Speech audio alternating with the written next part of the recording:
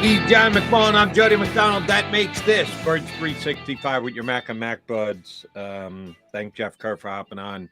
Matt Verderam from Sports Illustrated is going to join us coming up in 15 minutes from now. Johnny Mac, we referenced the Eagles' offensive line last segment, and specifically left tackle, because I read and enjoyed the article you did for SI about no longer having Andre Dillard here as a safety net. Let me give you another couple of guys who are there on the offensive line, who are not newbies, not rookies, but have been here before, but haven't been able to break through. And it's very difficult to break through the Eagles' offensive line since it's arguably the best in the entire National Football League. Josh Stills and Brett Toth. Where are they in the mix? And is their ability to move there? Is this a huge camp for him? Is Stoutland ready to anoint one of them, the backup left tackle? A couple of guys who've had their years here under, Sills is only 1 year and undrafted free agent last year. Toth's been here a couple of years. Where do you think they sit in the Eagles' overall offensive line depth chart? Well, forget about Josh Hills. He's on the commissioner's exempt list. He had some very serious allegations of sexual assault late last season. If that works out in his favor from a legal standpoint, I got to be honest, I don't even think he's going to be back anyway. So you think he would be released if not for the fact that yeah. he's on the suspended list anyway? Exactly. Okay. So from Josh Sill's standpoint, if he gets a second chance, it's probably not going to be here. Brett Toth is an interesting guy. He's very versatile. You know, I mentioned him in that left tackle piece as well. That's in theory, his natural position. He can play everywhere. He can even play center. In fact, he tore his ACL week 18 of the 2021 season. Right. And he essentially missed all of last season. Now, he was healthy towards the latter part of the season, but the Eagles were so good on the offensive line, they just didn't need him. Then he did some maneuvering. They released him. They brought him back. He's another guy, because of his versatility, and literally can play all five positions. It wouldn't be surprising if he's on the roster. But they have so many good offensive linemen. You start talking about, all right, who are the backups going to be? Now, it's not as deep as they were last year, but you got to make room. If you assume Cam Jurgens is going to be the starter, obviously Tyler Steen's going to make the team. Obviously Jack Driscoll's going to make the team. Obviously, then is Opeta a lock? I would not say he's a lock. Then you start talking about, if you're going to keep 9 guys, you got 2 spots and you have a lot of competition. I mentioned Fred Johnson, Roderick Johnson, Sue Opeta, Brett Toth. They're all in the conversation. So it's not as deep as it once was. But one thing about Jeff Stoutland last year with Sills, and obviously it didn't work out. He's the reason I lost the roster contest, because I didn't have him making the team. He made the team. Jeff Stoutland tends to like to keep a developmental project, so to speak. That's where I brought up Trevor Reed. I think he's that guy this year. He's probably not going to be ready to play because they got to get him in an NFL weight room. They got to get him stronger, but he's so athletic. He's the most athletic tackle in the draft. That's how athletic he is. And I just think if he's got any technique whatsoever, I think Stoutland's going to fall in love with him. But that's just speculation.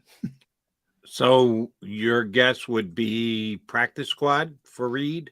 Because he went undrafted, as athletic as he may be, and you're referencing him as, no team used the draft pick on him. So will Eagles, if they do, and that's why I brought up Sills. They kept Sills on the 53, and he was undrafted. And he doesn't have as much upside as Trevor Reed. So I think he's a threat to make the 53. I always joke, not just the Eagles, but all NFL teams like to keep at least one undrafted guy to point at themselves and say, look at me, look at how smart I am. Well, the Eagles kept 3 last year on what turned out to be a Super Bowl roster. They're going to keep 1 at the bare minimum, at least. And to me, Reed's in the conversation. You know, if you want to look at Joseph Nada, wide receiver, he's probably in the conversation. How about the DB from Alabama? You know what? Eli Ricks, because of his reputation, but they're so deep at corner. I don't know how you fit him. I think he's more likely a practice squad candidate. Ben Van Sumeren, because of special teams, I think he's a candidate. I don't know. I mean, are you going to cut Greedy Williams? Maybe. You know, they can. But I think, you know, Eli Ricks is really going to have to play well this summer because they're so deep at corner. So deep at corner. Does it come down to 2 Alabama corners, either Job or Ricks? One's here, one isn't. Yeah, could be. Could, you know. Boy, Greedy Williams can play at all. I mean, both are in trouble. Both Josh Jobe and Eli Ricks from the 53, obviously. From a numbers standpoint, right? Yeah. So, I mean, you start talking about, because you know Ringo's making the team. So you have the top 3, Slay, Bradbury, Avonte Maddox, you know, they're making the team. You know, we're talking about Ricks. Mekhi Gardner from LSU is another high-profile undrafted guy. Goodrich was here last year. I didn't even bring up Zach McPherson. Josiah Scott. I mean, they're absurdly deep at cornerback. Let me go to a couple of those guys. Josiah Scott last year. No, they actually gave up a draft pick to get him, and that factors in, I think, in the thinking of who makes it and who doesn't. Shouldn't much, but it does. And if I'm accusing the Eagles of this, I'm accusing the other 31 teams in the National Football League for doing the same thing. Once you get a guy, you should just evaluate how he fits, what levels he playing to, make your call off that. You should forget what it costs you to actually get the guy, but teams don't do that. He's got a leg up because he's specifically a slot corner, and the Eagles think highly of him as a slot corner. Is that justified? If you're just looking at the corner talent and putting them in an order, and you should keep the top guys, does Josiah Scott actually make it over a guy who might be an actual better cornerback just because he's a better slot corner? Yeah, I mean, it factors in because they're different positions, and outside corners generally can't play in the slot, and vice versa, to be honest. It's become a more specialized game. So, yeah, if Josiah Scott isn't going to make the team, they have to find somebody else who can back up Avonte Maddox, who obviously, you know, missed 7-8 games last year with injuries. So that's a very important position. Now, I've always speculated from day one that Zach McPherson is better suited to play inside than outside. That's the way I would go. I would say, all right, I'm moving Zach. I have Calais Ringo now. I have Greedy Williams. I have Josh Jobe. I have Eli Ricks. I'm moving Zach McPherson inside, which I think is his natural position. I don't know if the Eagles are going to do that, but that would make sense to me. And then Josiah Scott's the odd man looking in. They're really they have a lot of options at corner. A lot of options. They got a lot of names. I want to see them actually play. Some of the guys who've not. Well, I'm comparatively speaking to other teams. I mean, obviously, look, if Slay or Bradbury go down, you're screwed. I mean, but I'm talking. I hope people understand. I'm talking in relative terms.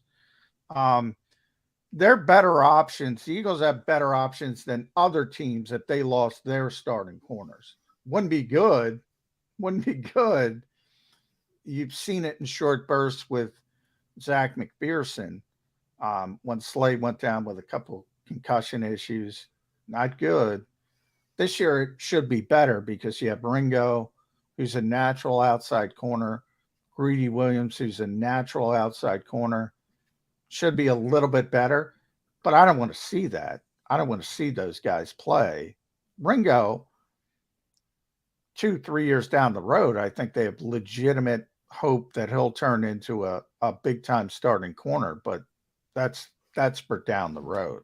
No, I'll readily admit, shame on me. I've forgotten some of the names, and it was only 2 years ago when we started Birds 365. But they had a couple guys on the roster that they talked up a blue streak as backup cornerback. Yeah, did they not, Johnny Mac? Could you quickly remind me? Oh yeah, Kerry Vincent Jr. Kerry Vincent, where's he these days? I think it was in the XFL. Okay, who else? Mac McCain, our old buddy. What's Mac McCain up to? You and Mac are friends on Facebook, right? You know where Mac McCain is. He was in Detroit. I got to look up where he is now. He's a free agent. So, and I forget the third one. Mac McCain, Kerry. Tay Gowan. Oh, they talked Tay Gowan up a blue streak. Yeah. They traded for him, didn't they? Yes. They trade. He was part of the Zach Ertz trade. Zach Ertz deal. Yeah. Tay Gowan. He's in. When you tell me the Eagles have all this great cornerback depth, those names pop into my head. But I told you. I actually see it with my own two eyes on the field in Philadelphia Eagle Green. They're prospects. Prospects are not givens until they actually get a chance. Oh, to sure. Get it done on the field. But Calais Ringo's a much bigger prospect than any of those three. And I told you at the time that they were full of shit. They were talking up a blue streak with those three guys. They legitimately like Calais Ringo.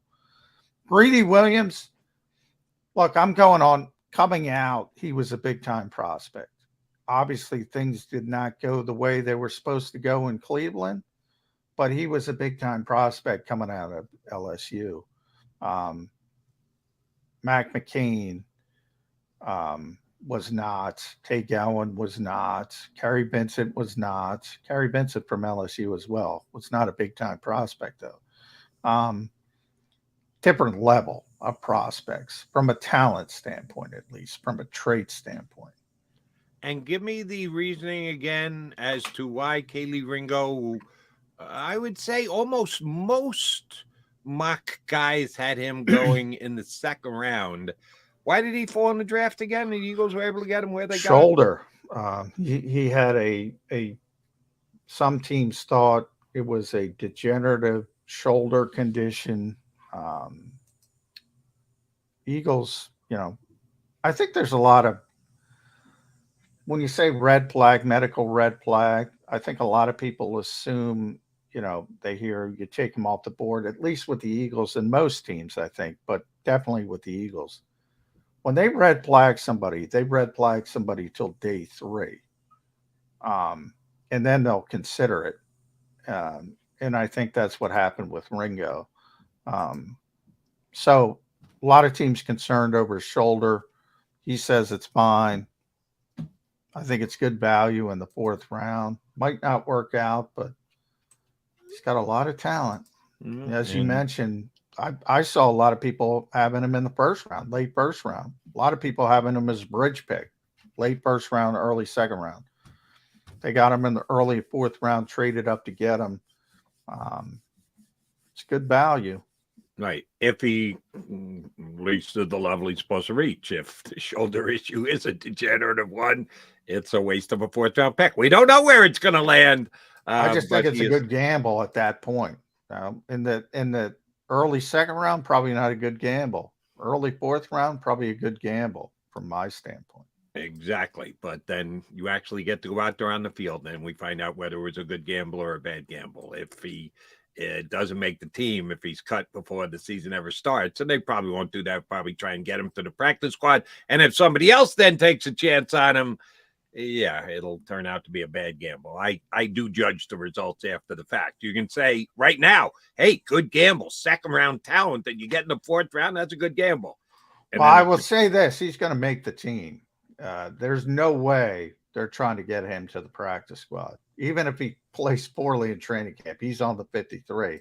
And if he's not, he's on injured reserve because he's hurt. there's no way they're going to try to get him to the practice squad. Fair enough. He's John McMullen. I'm Jody McDonald with the Mac Birds 365. Guys, coming up next, Matt Verderam from Sports Illustrated going to jump in here with us on Birds 365. Go, go.